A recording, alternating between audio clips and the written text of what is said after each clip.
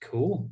I think we're live. Welcome everyone to episode 1 of the Crypto Innovator Series by ZenLedger. We are blessed to be joined by a good friend and an amazing innovator, Jess Sloss. Jess, happy to have you. Hello, Dan. Thanks for having me. Yeah, man. I know we've, for the audience, Jess and I, we go back and have some history. I'm excited to kind of dive into a little bit more of his background, what he's doing in crypto, the amazing stuff that is going on at Seed Club, just some overall visions for how crypto is moving forward. For our listeners that are live and for everyone that's will be watching this as a recording, we'll have a 10-episode Crypto Innovator Series, typically 2 per month between now and the end of the year. We'll bring on really amazing entrepreneurs, founders, executives, protocol, magicians, pretty much anyone that's doing anything cool within crypto, and highlight what they're doing and hopefully give our audience a little bit more items to take a look at as they're moving through their own crypto investment journey and crypto participation. So starting off with Jess, super excited to have you. I know we've kind of gone into your history a little bit, but maybe we could kind of start off with who you are, what you're doing, what got you into crypto, and how that skill set kind of gives you a unique lens to view crypto from. Yeah. So, I mean, the history Dan's referring to is we used to hang out on Clubhouse a lot early when Clubhouse was still a thing. So this is, it's fun actually to almost feel being interviewed by you. It's a new modality for me. So I'm here for it. Yeah. So my name is Jess and I am the instigator at a project called Seed Club. And Seed Club is a DAO that builds and invests in communities with tokens. Like our insight is that we think tokens give communities superpowers, and it's our job to figure out what those superpowers are and how they can best be applied. And I guess the history for me at least was I've been entrepreneurial all my life, was very early into social media, and really started to see the challenges I think that social media was bringing to the world a lot earlier than many. The idea that sort of one or two big networks could control the networks or the rails that our economy would run on or be coordinated with is kind of concerning to me. And especially as those networks like Facebook and Twitter and Instagram kind of grew, you could start to see how the power to limit distribution and sort of focus on growing ad revenues was pretty negative to many, like the people that I cared about most, which were musicians, small business owners, individuals that are trying to sort of make this transition into the digital world. So for me, crypto was this sort of aha moment. All of a sudden, this ability to have an ownership and a say in the networks that we're using and building just really blew my mind. So I got into Ethereum when I heard about the DAO and tried to put my money into the DAO, but luckily I'm not a technical person, which I think is relevant to most of my career at least, and was unable to do that. And it worked out really well for me. I guess better than it could have. And but really sort of, I guess it was early 2017 when I had a friend that kind of messaged me on Facebook and said, "Hey, have you heard about tokens?" And I think many people probably have this experience of seeing what was happening in crypto and immediately going like, I don't know what the hell's going on here. And I either need to like dedicate myself to figuring this out and being a part of it, or I should probably just like put it on the shelf and wait 5 years and let it sort of figure itself out. And I decided the former was the better use of my time. And over the last 4 years now, I was involved in an early security token issuance that's still trading out of Switzerland. One of the first ones that I think was actually done. Insight there was, I think, a little bit wrong, but also a pretty good learning lesson. I worked on a Oracle project through the bear market of 2018 and into 2019, and then on a real estate data play that I think will be hitting the market in the next few months. But stepped away from that in just about a year ago, which is kind of wild to think that I've been in the space in sort of like the Seed Club world for the last year. I saw a few friends that had launched social tokens. They sort of put something out into the world, a token that would kind of represent access to a newsletter or to a community. And they were going wild, and it really just clicked for me and seeing how some of these composable tools that had been developed over the last few years. So, Uniswap for low liquidity market making, and Collabland to allow you to kind of gate access to a chat channel or Discord by holding tokens, and the easy ability just to mint tokens and distribute those tokens together just made it very clear to me that we were now able to own pieces of communities, and I thought that was pretty transformative. And so the last year has really been a process of us like leaning into that insight and trying to learn faster than others and bringing the best, smartest, most interesting people we can together to help, I think lead in many ways this sort of emergence of the social token and community token space. Yeah, no, I mean, I think your journey is obviously really fascinating to watch, and your evolution has been really cool to kind of be a fly on the wall to see you to grow as an operator and a participant in crypto. I think especially with ZenLedger, we have a wide audience of investors or participants within crypto that range from people that are making maybe 1 or 2 trades per year, all the way up until what we both like to call kind of crypto whales that have 7, 8, 9 figures of net worth and are kind of on the cutting edge of crypto. So I know we jumped in pretty heavy kind of from the get-go. Maybe we can kind of give people some understanding, or in your own kind of view, what some of these things are. So, I know we've mentioned like DAOs, we've mentioned NFTs, we've mentioned social tokens.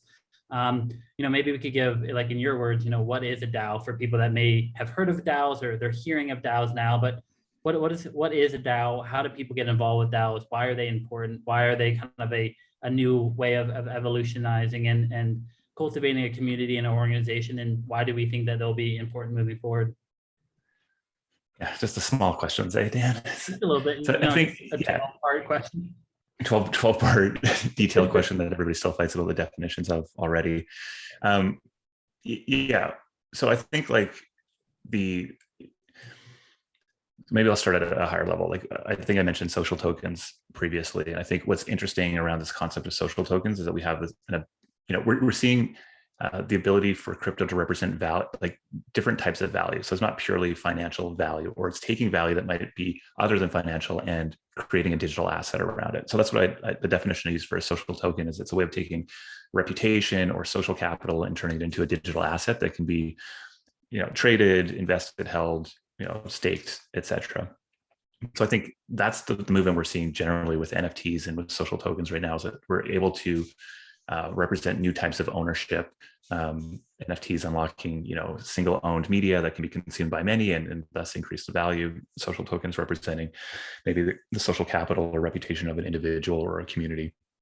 And I think examples that we can give here are like friends with benefits as an example of a social token community. You hold a certain number of tokens and you have membership in the community. So you're not paying a monthly fee for it. You're just holding 75 friends with benefits tokens. And if your collective action in participating in that community helps to increase the demand for being a part of that community, the market price of those tokens raise, which they have been doing significantly in the last little while, and everybody sort of profits. So that's one example. And I think, I'm sure your audience is familiar with NFTs.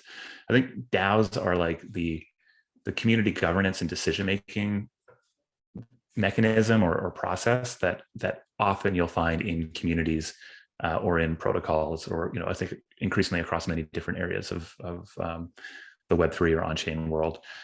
So a DAO is a decentralized or distributed autonomous organization, and I think the way there's a lot of debate on how you define these. I think ultimately it's like an on-chain organization that is governed by token holders. So most often you will have a number of people holding certain tokens. Votes will go up on a platform like Snapshot or on Argon, tools that are essentially governance tools that allow groups of people to cast votes, and votes are cast based on the number of tokens you hold. So you have a say in the organization, and then some action is taken on chain. And so while I think there will be many communities that won't have DAO, there won't be DAOs, I think DAOs will increasingly live in any internet community or software platform or protocol. I mean, Compound and Uniswap all are managed by DAOs now, and so it's a mechanism for us to make sort of collective decisions, and I think it's pretty powerful because you're able to ideally sort of harness the power of the hive mind of the crowd of. I think there's so many other nuanced, interesting pieces of this that this new type of organization unlocks. So I always describe it as sort of like the evolution of the corporation, where we're going from a corporate entity, a joint stock corporation that exists within the legal jurisdiction of the United States or Canada or Europe. And what we're doing now is transferring that or evolving that into, smart contract driven legal system, which is, if I hold these tokens and we vote on this happens, and we can kind of expand the reach of our organization and membership to sort of international, and all of a sudden these tokens kind of become programmable equity-like instruments that can be plugged into any of the other composable tools that are being built in sort of this Web3 on-chain world. Yeah, I appreciate that. I think it's always helpful to kind of set like the tone of, what is this, why is it important, and why should people kind of be interested in them. A question that we frequently get from, our audience or just people in the ecosystem is, how do I get involved in these things? And it sounds like a lot of the ways initially that people will get involved is through that token holdings. Do we think that acceptance or membership will start to get distributed outside of pure financial capital? Obviously, there are some DAOs that will incentivize token ownership or grant ownership based off work that you do for the DAO or work that you've done for the DAO or things like that. But maybe for like the average, person who may not be as well in tune with Web3 communities, or they may not own NFTs, or they may not even, be part of any DAOs. How does someone like get involved with this? Is it really jumping into trying to find an asset like FWB that's listed on an open market and purchasing that and kind of purchasing access? Or do you recommend people go kind of like even nittier grittier into like Discord communities and start to kind of try to form their own DAOs? Or kind of like how do you think the masses onboard into DAOs? And are we at that structure where you can support the masses, or do you think we're still kind of, in the innovator series of creating DAOs and those innovations will provide blueprints for the rest of the community to get involved?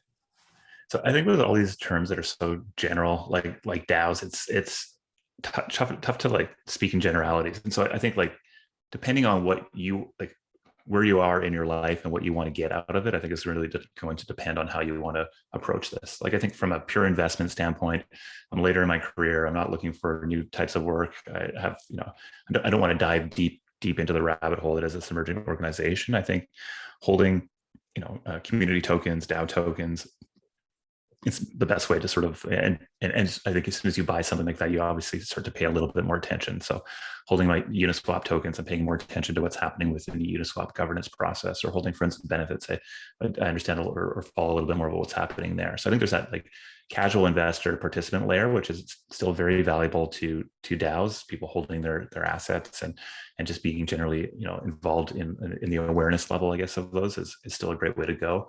I think for people who are maybe earlier in their career or really just excited about like new ways that we can work and collaborate together, I think DAOs attract people that have a lot of sort of interesting political beliefs or philosophical beliefs. If you're frustrated with sort of the limitations or challenges with collective action or public goods creation, or if you're just really interested in how, in my case, fascinated with how, the amount of value that communities create online and our inability to capture any of that truly in the existing platform structures. But those sort of things are sort of a deeper reason to get involved. And I think if you're one of those folks, the absolute best way you can get involved is just to, I imagine it's sort of like a big glassy lake, and you can kind of shimmering a little bit, and so you can kind of see something's happening underneath there. But really, if you just pop your head under the water, you'll sort of see this world teeming with new life and vegetation and action. And that's really like the big difference. So there's a lot of nuance to and challenges for, I think, that DAOs are trying to overcome with regards to how to onboard people into the space and how to create more meaningful ways for people to create value. And but I think for folks who are just interested, find your favorite DAO. You probably own one already, and just pay attention to the governance link on the bottom of the website or the Discord link. And I think that those will be sort of like the good entrance points. A couple of communities that come to mind that are really, really great places to sort of start to figure this out. Index Co-op is a wonderful one. It's they're sort of building like the BlackRock of DeFi, running a bunch of different DeFi products essentially. But it's a really easy way to get in to that community just by showing up to a call and sort of filling out a form. And that's they're quality operators, and you can sort of see how something might like that might work. The Forefronts, so forefront.news is another great community that has a bunch of content in and around the social token space, but they're really inclusive. There's a bunch of bounties people can do if you want to earn tokens into membership. So that's an interesting way to get involved. And then our Discord at Seed Club is just a great place for the general person who's interested in exploring this Web 2 to Web 3 evolution. And there's we do weekly events and calls and podcasts, and recently launched a DAO that was really geared towards just helping people, giving folks a way of learning like what it's like to set up a DAO from 0 to 1. And we have 185 members that are part of this DAO called M Club, raised 47 ETH that are all geared towards supporting creators out on the Mir.xyz ecosystem. So no shortage. It's just really like, I think what people find pretty quickly is that it's easy just to get overwhelmed. And I think just getting in there and paying attention, it's really interesting to me how effortless being part of multiple Discord servers is for me now, and how much of an aversion I had to it like 6 months ago. Like you can identify with that. Yeah, it can be overwhelming. I think that's the trade-off that you get from being kind of the cutting edge of innovation and experimentation, is that a lot of the things that we are experiencing, we are experimenting with. So it's all kind of new. I think one thing that always kind of keeps me, on my toes or keeps me guessing is how do we potentially get the financial inclusion out of membership? And I think that's such an important thing.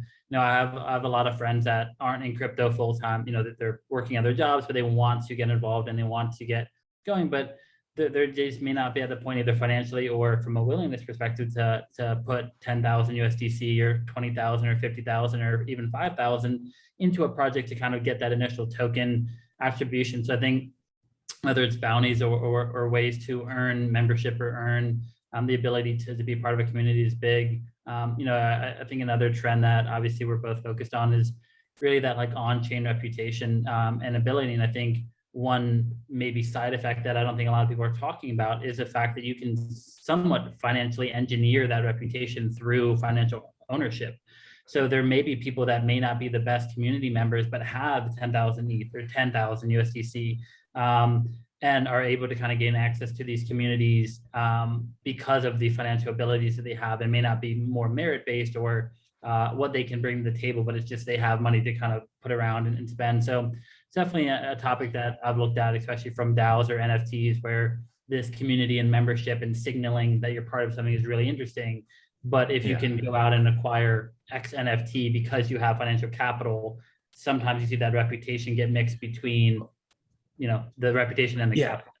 Well, I think it just shows how early we are in this, right? Because like being an early CryptoPunk holder is probably a higher reputation signal than being one who bought one yesterday for $1 million, right? And so I think like there needs to be a lot more nuance in on-chain reputation, and I think projects like Rabbit Hole are really endeavoring to do that. But I also think there's always going to be sort of a human component that gets played into this, which I think is really fascinating. And also I think we're going to see far more tools that will, like the next version of CryptoPunks that's more reputation based is going to recognize early backers more than later backers. That's going to be embedded in it somehow, because it just like being first in many ways matters more than being the most recent or the biggest dollar amount in. But also I think it speaks to like a lot of the nuanced challenges that we get into in thinking about launching DAOs and community tokens is how we do distribution. And I think like the challenge and exciting opportunity, I guess, within crypto is just how free capital flows and how speculative people are around these assets, which I think is, looking at it through the superpower lens is an amazing way to bootstrap new things. Like there's no shortage of capital in the space for great ideas. People will ape into things really with not a whole lot of insight to it. But also like the downside of that is if you're trying to build, a DAO with great culture or a community that actually is a community, having it made up of purely speculative buyers is just not a good way to go. And so if we look back to like CryptoPunks, so much of the value of CryptoPunks was because CryptoPunks launched into complete obscurity. They were free to mint. Nobody knew what they were or why they'd be valuable.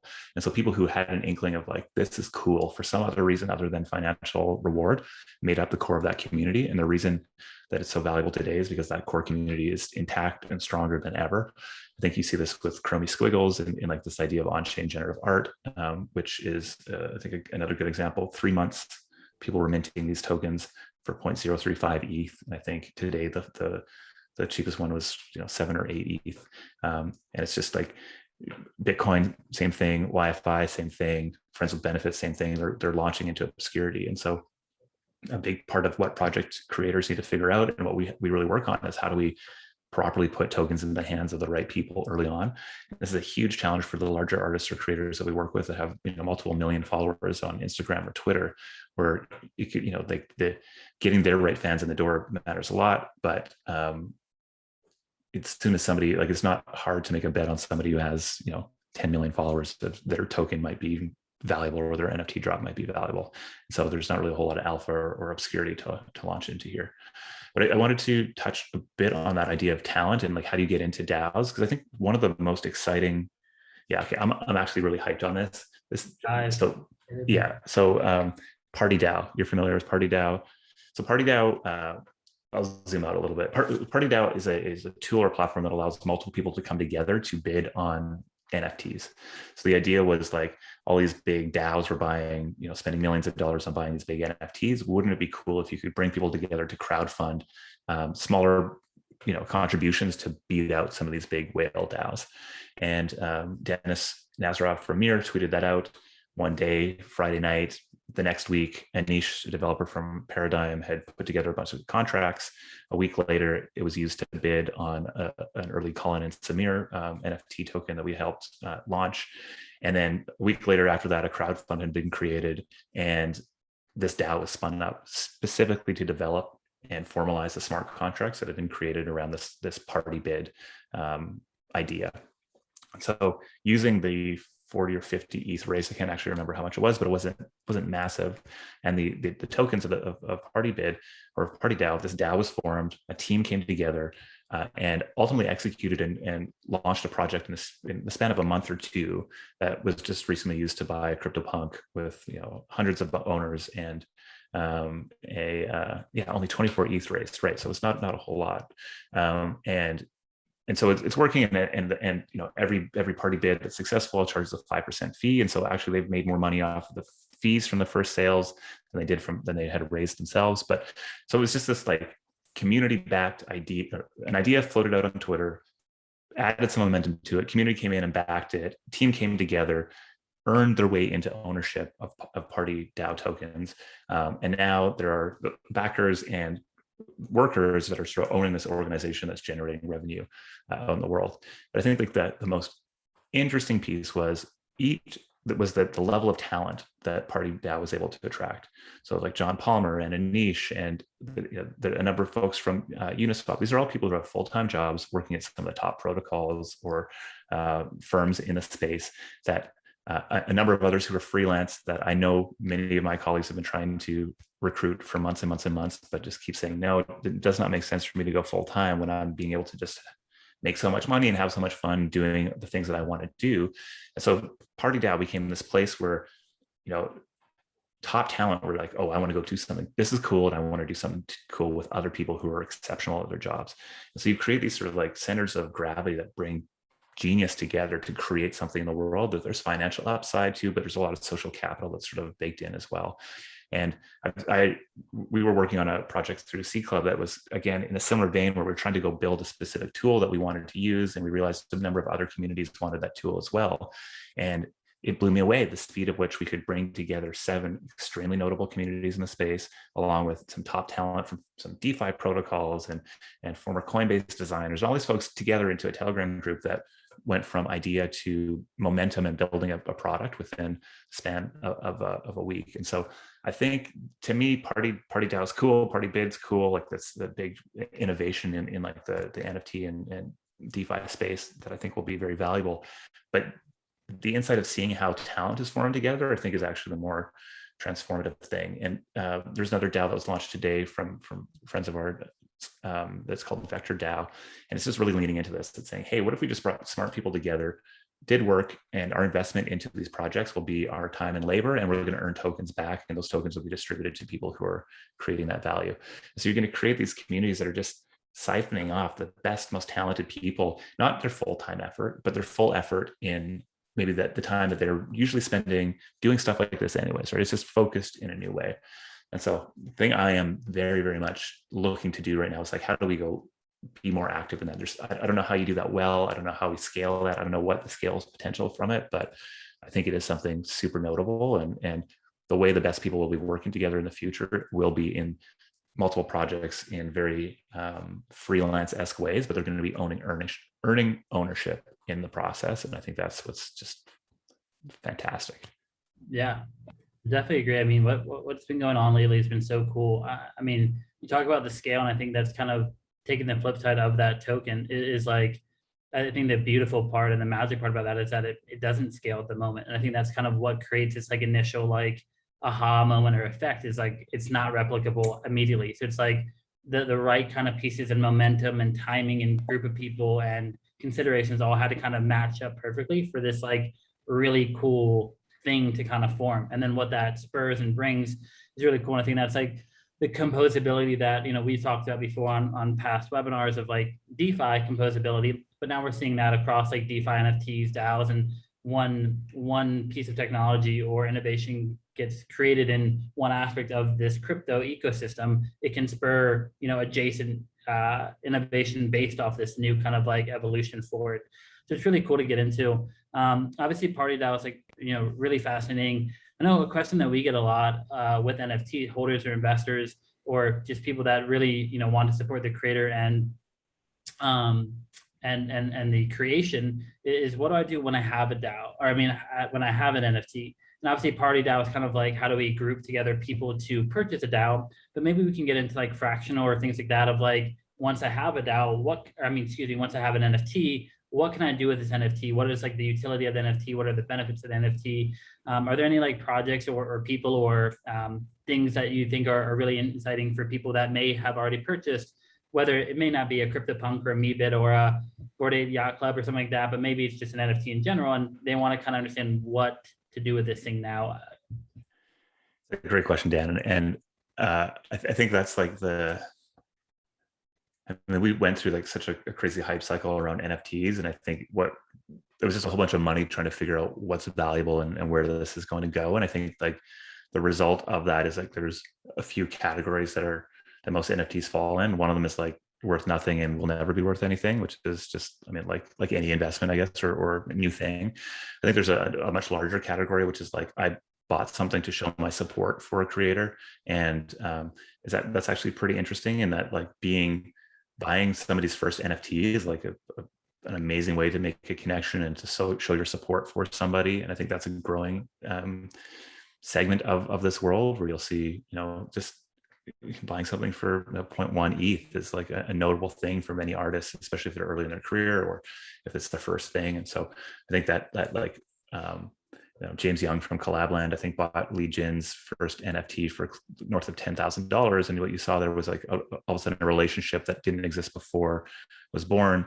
And they've been collaborating on a number of things since. And so I think there's a whole variety of levels of which that could happen on, whether that's just supporting your favorite neighborhood musician all the way through to, you know, more purposely trying to go bid on very valuable NFTs so you can actually get into that conversation rather than just being some random person on the internet. I think there's a whole other collection of NFTs that are like, you know, this world of one-of-ones that people are making bets on them being, you know, scarce, more like digital art essentially. So like the X copies and Kobe's and etc. You know, the few wishes of the world and Beeples. Okay, well, we think that there's going to be some more value on these things in the future because of their cultural relevance of capturing this moment of time, etc. I think the place that I'm most interested in is like how NFTs unlock utility for communities. So there's this big trend right now that's, I think we call like the PFP trend or profile picture trend. So you'll see a series of 5, 10, 20,000 token NFTs that are issued, and people will sort of start to signal their participation in an in-group through putting their Twitter or Discord profile pictures as a Meebit or as a CryptoPunk or as a Cool Cat, or I mean, there's probably 10,000 other ones that will come out today. Most of this right now, I think, is speculative. So there's a lot of people who are trading altcoins before that are now trading PFPs, and you know, I think that there's sort of going to be a short fuse on those general purely speculative PFPs, but I think underneath it are ones where these sort of NFTs represent membership and participation in a community. And so I think Bored Ape Yacht Club is an example of one that's done this really well, where they've really leaned into building community around this collection of 10,000 apes. The value of these things has gone up significantly because of that, but there's this sense of I guess utilities. So I'm able to join a Discord. I'm able to go to certain parties. I'm able to get into certain new drops. And so there's more and more value created around the holding of these NFTs than just purely like the purely speculative or like, I guess, based on the art or creativity of it. And I think what we'll see over the next weeks and months is more projects, more communities leaning into the creation of series of NFTs to kind of give their community a way of buying ownership and signaling ownership to be a part of a group. Like there will be a mom's Facebook group that will transition over to Discord, that will launch a PFP that somehow signifies something cool to this mom's 100,000 Facebook group. 10,000 of them will be made. They'll raise a bunch of money for on-chain for their community to go do cool things, and also have a way of signaling to the world that they're sort of members of this.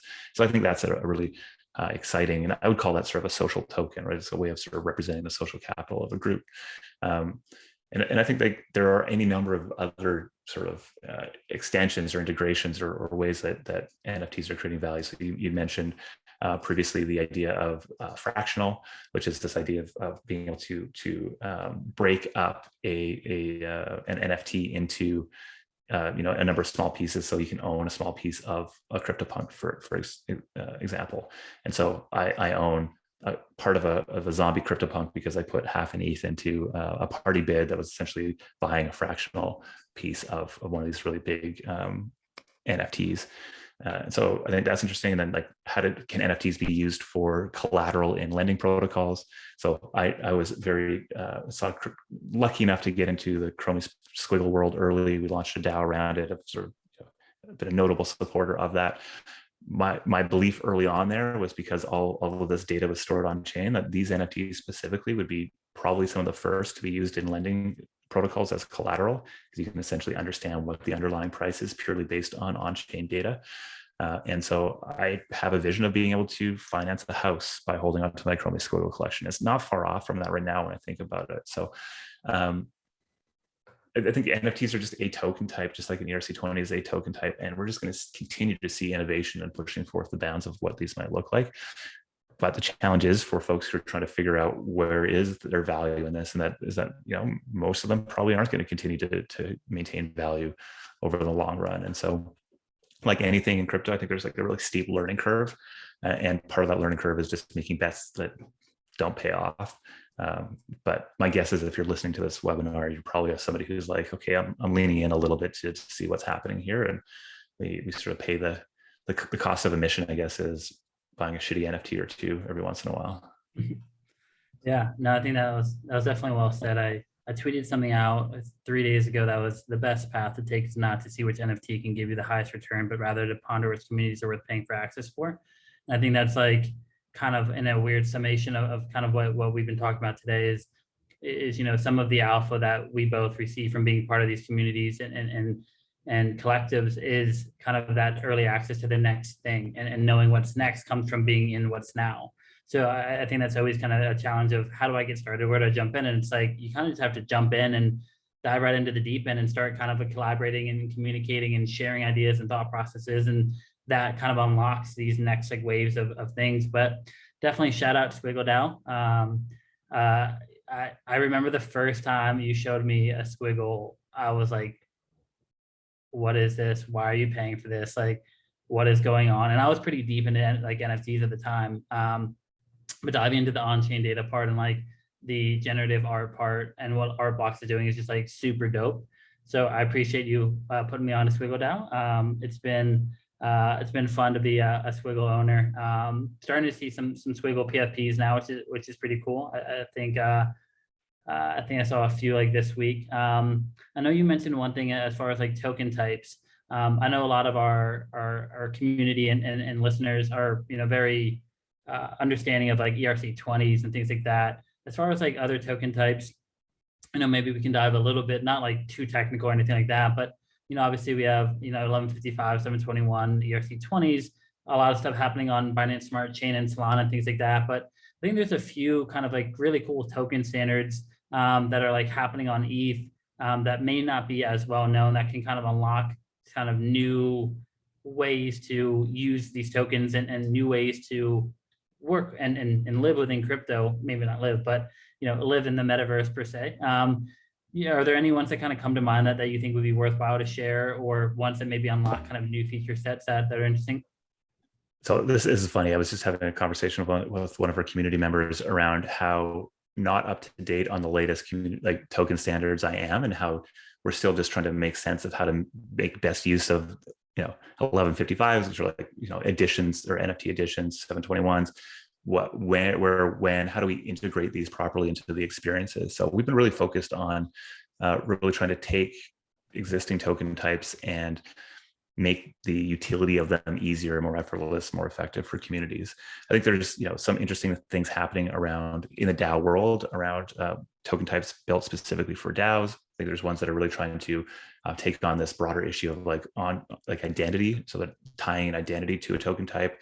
But I would be absolutely lying to you if I thought that I was even remotely competent at sort of speaking on that. So happy to react to any ideas that you may have, but I don't think this will be a good thing for me to lead. Yeah, no, I mean, going back to what we were just talking about, a lot of the ways that I stay up to date within crypto is working with really cool people through, disclaimer, I'm a collaborator within Seed Collab.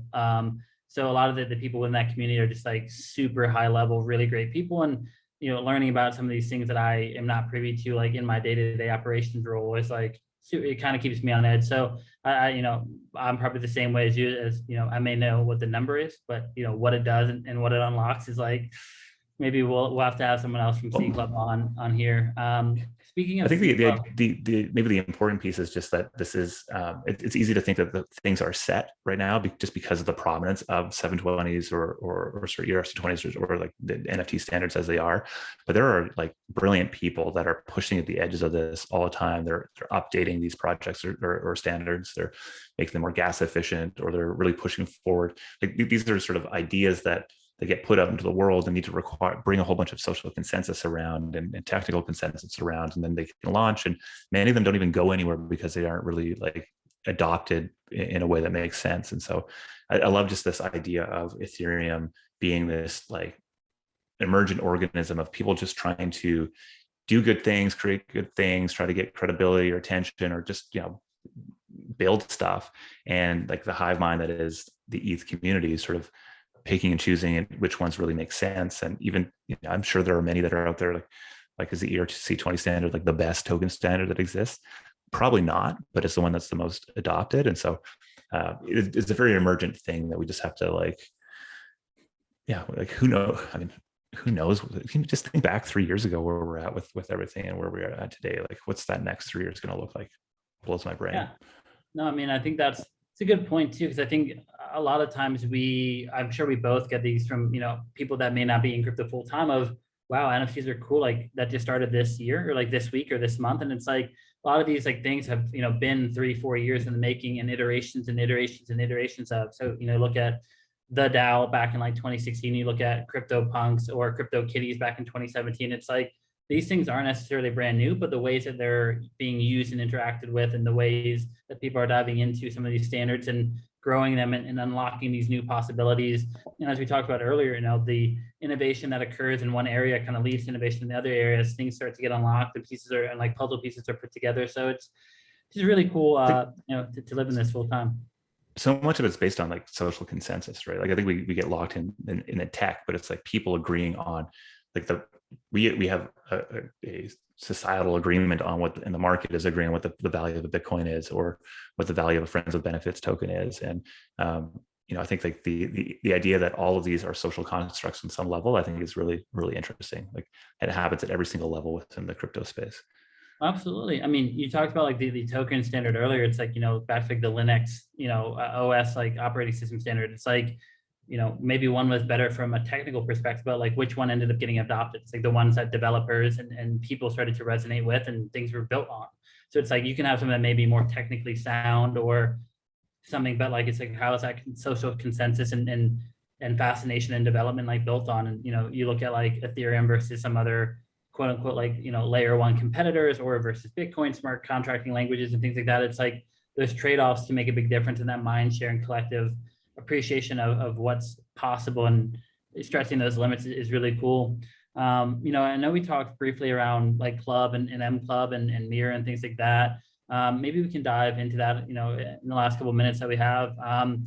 As far as like Club, we walked through kind of like the origins of Club and why it's influential and beneficial. I guess, on the opposite side of that realm, things are always evolving and changing and getting built. But when you look at like Club now, what do you think that looks like from an organization perspective, or what is built through Club over the next 24, maybe 12 to 24 months? How does M Club get, situated into that? I think that goes back to the earlier portion of, the club was a little bit more gated and structured on who had access, where M Club was a little bit more open and available for people who were looking to get into DAOs and DAO organization and structure and things like that. So maybe we can dive a little bit deeper into the vision for Club moving forward, how M Club relates, and then maybe give a cool kind of like description of Mirror, because I think, a lot of people get focused on Mirror and this publishing platform, but what the tooling underneath Mirror can create so much more, which is like super cool. So maybe we can dive into some of those. Yeah, so C Club, we're structured as a DAO, and we have sort of a governance token called Club that allows us to make decisions as a group. We are 62 member owners that we call collaborators. And it is very much a permission group. Our tokens aren't tradable on the market. It's privately held. They're not transferable. They purely represent governance votes. The hope is at some point in the future that token, as we build out our organization and are comfortable with sort of the decentralized nature of it, that token will exist out in the world and can be used to give membership to projects that we help launch, or new community members to help sort of govern and do the work that's required to kind of bring the C Club mission to light. So what C Club does is helps to launch community tokens. We do that through our accelerator program, which we are kicking off our third cohort for at the beginning of September. Applications are open right now. If you're interested in that, hit me up. We also run a studio program, which is like working with existing communities or some funded companies or large artists to help bring tokens into their communities. And then we also have our educational community, which is the C Club Discord, where we run a bunch of events and learning experiences, etc. So like I think the big picture is we want to help launch. We think there'll be multiple billion-dollar communities out on the internet. As I said, it's the evolution of the corporation to the sort of crowds of humans on the internet that are collaborating and getting ownership through tokens for their efforts. And we want to help launch those. So we bring the smartest people together a few times a year to explore what that looks like. So far, we've backed 16 or 17 projects, many of whom have tokens out in the world, including Party DAO and Forefront and Jump and Global Coin Research and a whole host of others that I think you'll increasingly hear about. And a whole lot of others are still working on their tokens because we believe in the importance of sort of community market fit first, or this proof of community, this idea of there being actual product there prior to putting a token out into the world for the reasons I talked about a bit earlier. So ultimately, C Club wants to have an ownership stake and be a diamond hand holder of the most interesting, innovative community tokens in the world. And the way to be able to have participation in those will be through holding the Club token. And we have some, really interesting dynamics around how Club tokens can be used to vote on who gets accepted into the accelerator. And so if you could almost look at us like a Y Combinator, but focused on community tokens, with a notable exception where any projects that come through Y Combinator actually get ownership in our version of it in C Club. And so I think it creates this flywheel where we're all incentivized to recruit and expand our knowledge base and improve our templates and just get better and better, because the more value we create in the world, the more we're all able to benefit from that. One of the unique design decisions we have to make, though, is like our community, or at least our DAO, doesn't benefit from having 100,000 members right now.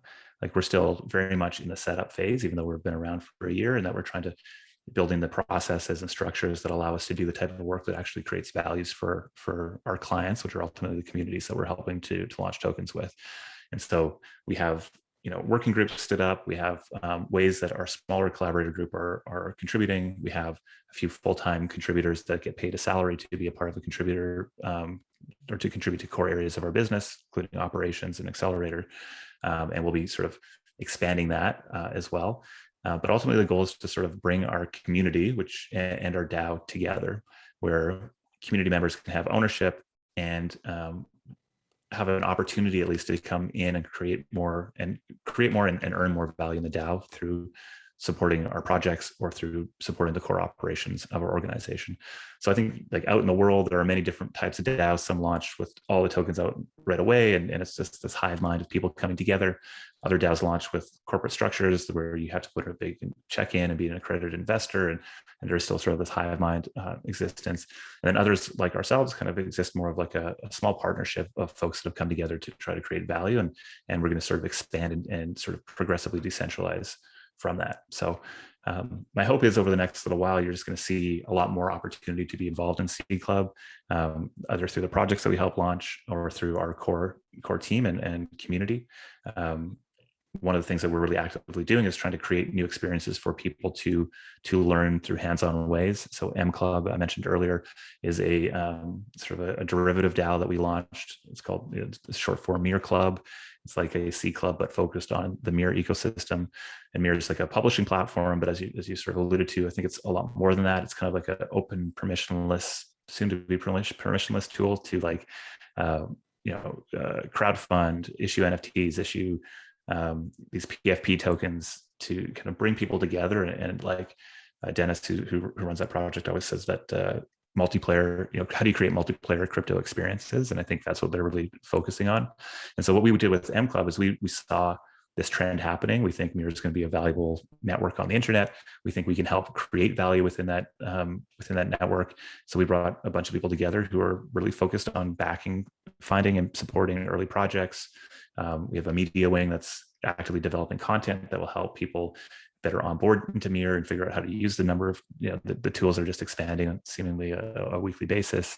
And we also have a community team that's really focused on recruiting and bringing great creators or other communities into the Mir ecosystem, helping them win the right race, which is this curation tool that Mir uses to get people into the platform and ultimately sort of being connected into a wider community. So it's a way for us to for Seed Club to sort of get better at creating a more open way for people to collaborate, and also creates a way for our community to have a more hands-on experience. As I said, we have about 185 members, 47 ETH was raised. We have about 35 really active members on a regular basis. We just passed our season 1 proposal, which essentially outlines a game plan for a 60-day period. Seasons are sort of a big tool that we're using from like a social construct way of like focusing effort. There's so many questions that are always left unanswered. And so shortening your time horizon really makes that a lot easier to make progress. And so we have a season 1 that was just passed on Monday, and a game plan that'll be run over the next 60 days. And a big part of that is like, how do we properly incentivize and reward people who are creating value within this community? So yeah, exciting experiments to be a part of. I think without a doubt, we're still in this big learning phase, and it's been weird for me personally to kind of be referred to as a DAO thought leader in many ways, because I still feel so new to this. And also like, I recognize maybe more than many, just the challenges and uncertainties that we're dealing with on a daily basis, but also I kind of just thrive in that sort of place. Like I definitely don't have all the answers, but I probably know enough people that would be able to find out the best answer at least. And that's just very exciting to be a part of, and to see how many other people are really interested in doing the same. Yeah. I mean, everything, what we're doing at D Club and with M Club is super cool. And I think that openness and collaborativeness of getting other people involved is super cool. We definitely thought of thinking to create this ZenLedger Thought Leader series, but we went with Innovator. But maybe next time we'll go with Thought Leader. But I think that's something that goes into the broader discussion that we're having here, is that sometimes the thought leaders are the ones that aren't only just broadcasting what the consensus is thinking, but they're ones that are moving that thought process forward.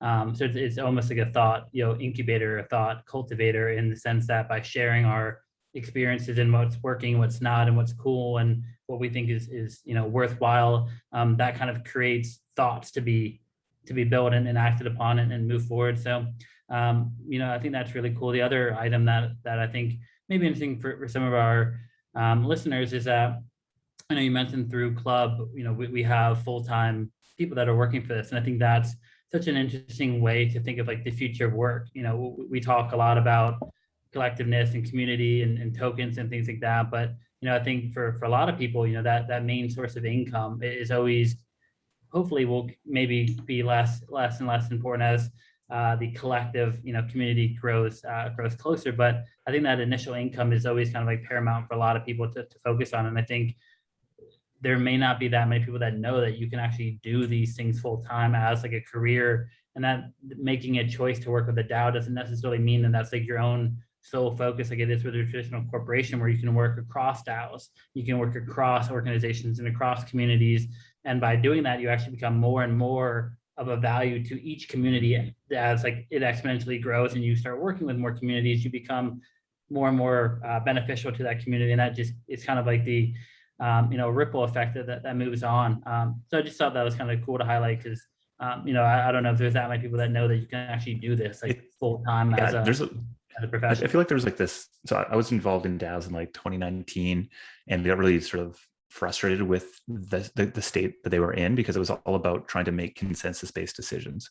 And I thought, like, in what way is building an early stage technology or product benefited by trying to like cater to the lowest common denominator or getting consensus-based decisions? Like, no great thing has truly really been like gone from 0 to 1 in that mode. I mean, maybe there is, but technology wise, like, I highly doubt it. And so what I think a big shift has sort of resulted in this new boom of DAOs is that we're really identifying that small teams, individuals, people who are willing to take responsibility and show up before there's anything obvious and just keep momentum going, are key to developing these projects. Like, for me, C Club was a thing that I worked on for 6-8 months, without any pay, but really because I believed in it. And that consistent effort was the reason why we were able to continue to make the progress that we did. And so our community just viewed that as valuable, and ultimately ended up, rewarding me with a token grant for that work, and then started to pay some USDC for it. And we've since expanded our team, and with the same mentality of like, there are core areas of our organization that need focus and effort and somebody to take responsibility, and we want to reward and incentivize those people clearly and consistently. And then around those people, we want to bring the crowd and the consensus and like the benefit of the more hive mind. And I think this is the model you're seeing increasingly adopted across many different DAOs. It's not the only model. I think there are many DAOs that are out there where you're earning tokens based on your effort, or everybody's just participating at the same level because they have the same skin in the game through making an investment into something. But yeah, without a doubt, there are, better ways to, you can earn full-time salaries through working with these organizations. I think increasingly that'll be the way that they ultimately create value in the world. And I get some pushback on this, which is kind of interesting, because I think some people are still tied to the old version, which is like I think that the negative knock on it, I think this was negative, was somebody saying, so you're just like reinventing the corporation. And I sort of say yes to that. Like, it's kind of ish. Like, these are communities that are different. They're anybody can, in many cases, own these assets, and so they can be a part of it. You can have a say in what these things are doing. You can have a vote. You can buy more of a vote. You can this equity like instrument exists on chain, and so it can be tied into any number of different composable tools on the internet. Like, there's a lot of reasons why these sort of models are exciting and new, even if many of like the existing org structures, at least early on, look more like corporations. I think given the long enough time horizon, at least if the work that we're doing on a daily basis is trying to figure out how we better build frameworks, tools, and processes to get more of the amazing, talented human beings that we have in our community deeper involved in C Club. Like, this is my number one frustration, is just knowing how many smart people I have in our collaborator group and in our broader community, and the challenge we have in really mapping them to high value, high velocity, impactful activities. So the better that we get at doing that, I think the less we'll be reliant on core team members. And I look forward to the day where I'm able to sort of like just step back, and even something like M Club, like I'm not leading that charge. There's amazing people that are stepping up and just rocking out, even without any clarity on what they're going to earn, etc. So it's just pretty wild to be a part of. Yeah, I mean, I think that's it sounds kind of like a thing that's resonated throughout the conversation is that sometimes by doing, doing before you know that there is a payout or a reward or something to gain typically ends up having the best gain or the best payout or the best reward. And I think going into things with kind of like a pure mindset of like actually really enjoying what you're doing, working with who you're working with, and thinking that you actually are having an impact makes a big difference. If you get that question of, are you just reinventing the organization? It's like, yeah, it's not like organizations right now are perfect or are all encompassing or the best way that we can organize collective mind share and knowledge. So I think there's a lot of improvement, and it's definitely cool to be on the front lines with you moving forward. It's cool to see how everything has grown. It's definitely a pleasure to have you on this innovator series. I think it was fun to kind of start off more like meta and more kind of like high level, and then kind of focus in on some of the things that we both find interesting, and then kind of tie it back into the cool stuff we're doing at C Club. So definitely appreciate you taking an hour out of your day to speak with me and in our community. And hopefully this conversation continues to evolve the discussion around how people can get interested and involved. And hopefully someone that's listening to this can kind of have a spark of where they can begin and where they can kind of have their own impact and ways that they can contribute. So definitely appreciate you coming on, and it was a pleasure chatting with you. Thanks, Dan. Pleasure as always.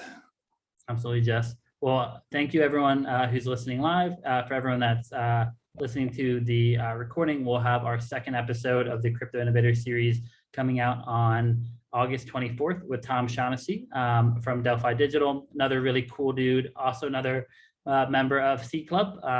So maybe it's just the C Club Innovator Series, but just a cool guy doing cool stuff. So that's the whole point of this Innovator Series, is just to switch it up from pure crypto tax webinars and get into more of the tastemakers in the community and people that are doing really cool stuff and sharing that ideas, and hopefully having a small impact on shaping our community at large and moving crypto forward. So we appreciate everyone's time, and look forward to seeing everyone again on August 24th.